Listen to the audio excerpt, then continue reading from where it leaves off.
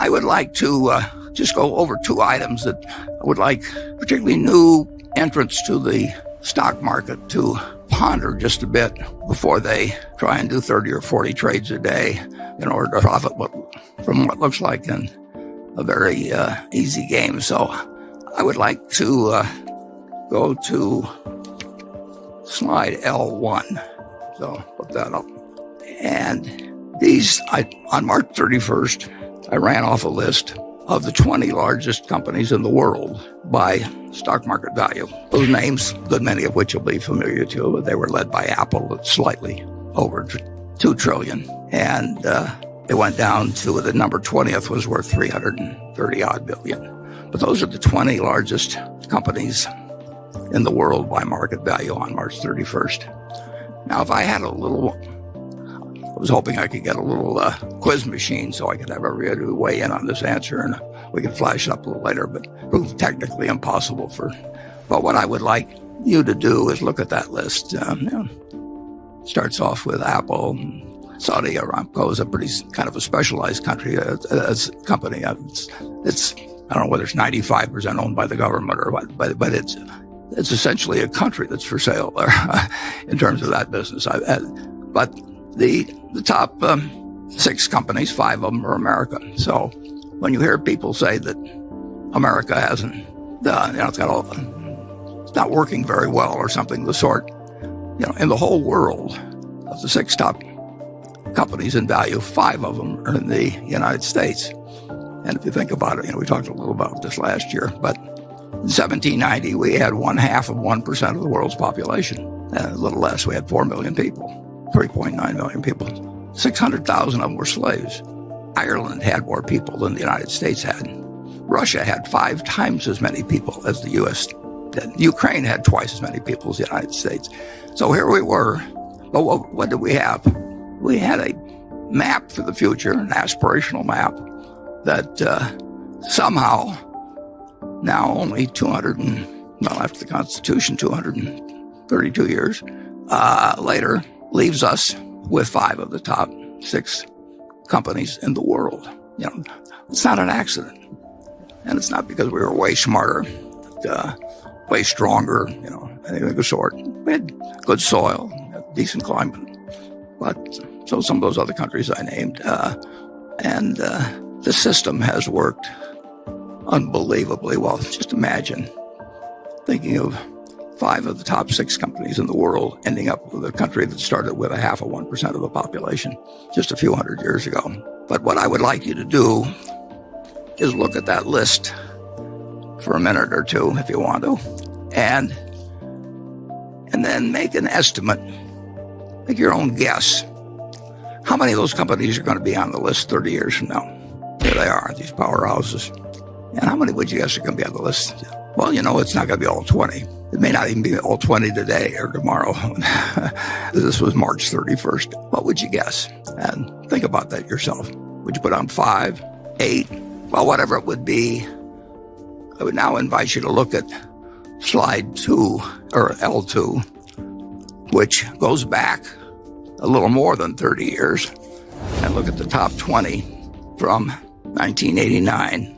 And if you look at the top 20 from 1989, there's 2 things that should grab your interest, at least 2. None of the 20 from 30 years ago are on the present list. None. 0. There were then 6 U.S. companies on the list, and their names are familiar to you. We have General Electric, we have Exxon, we have IBM Corp. I mean, they're still around. Merck is down there at number. None made it to the list 30 years later, 0. And I would guess that very few of you, when I asked you to play the quiz a few minutes ago, would have put down 0. And I don't think it will be 0. But it is a reminder of what extraordinary things can happen. Things that seem obvious to you. Japan had this wonderful bull market for a very long time, so you had a number of Japanese companies on the list.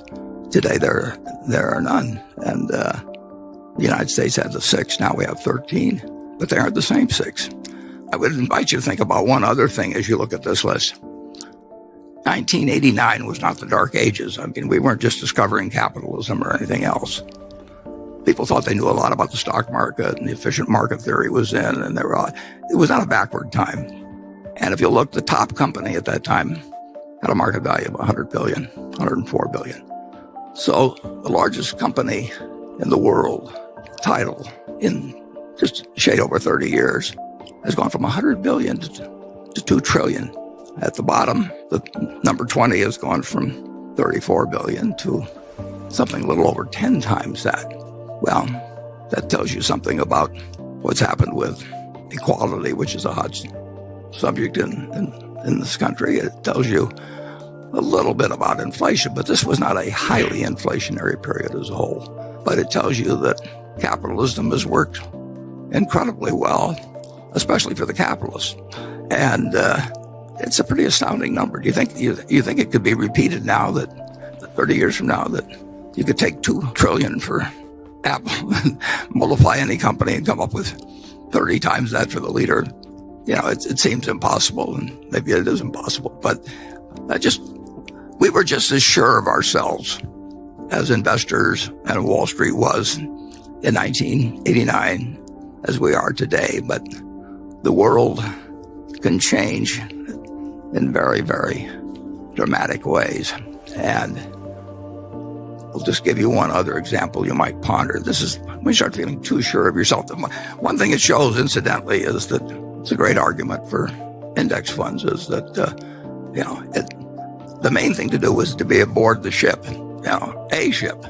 They were all going to a better promised land. You just didn't know which one was the one they'd necessarily get on. But you couldn't help but do well if you just had a diversified group of equities. U.S. equities would be my preference, but to hold over a 30-year period. But if you thought you knew a lot about which ones to pick, or the person that you had hiring, you were paying a lot of money to, had all these ideas, and they could tell you their best ideas, in 1989 did not necessarily do that well, although overall equities were absolutely the place to be. Secondly, people get enormously attracted to various industries. I mean, they think if you know, if a company says it's in the XYZ industry and that's a popular one, you can sell IPOs, you can sell SPACs, people disregard sales numbers, earnings numbers. It's just, it's the place to be. So Berkshire Hathaway, where was the place to be in 1903 when my dad was born in 1903, but that wasn't really that big of news. But it wasn't big news that actually Henry Ford was starting the Ford Motor Company. He'd failed a couple of times before, but he was about to change the world. I mean, the auto, when you think about everything, we've got a great auto insurance company. If there weren't any autos, we wouldn't have Geico. But it transformed the country. And Henry Ford brought in the $5 daily wage, and that was a huge thing. Assembly lines, everything, autos came along. So let's just assume that you had seen a quick glance back in 1903 of all the interstate highways, 290 million vehicles on the road in the United States, everything about it, and said, well, this is pretty easy. It's going to be cars. It's going to be autos.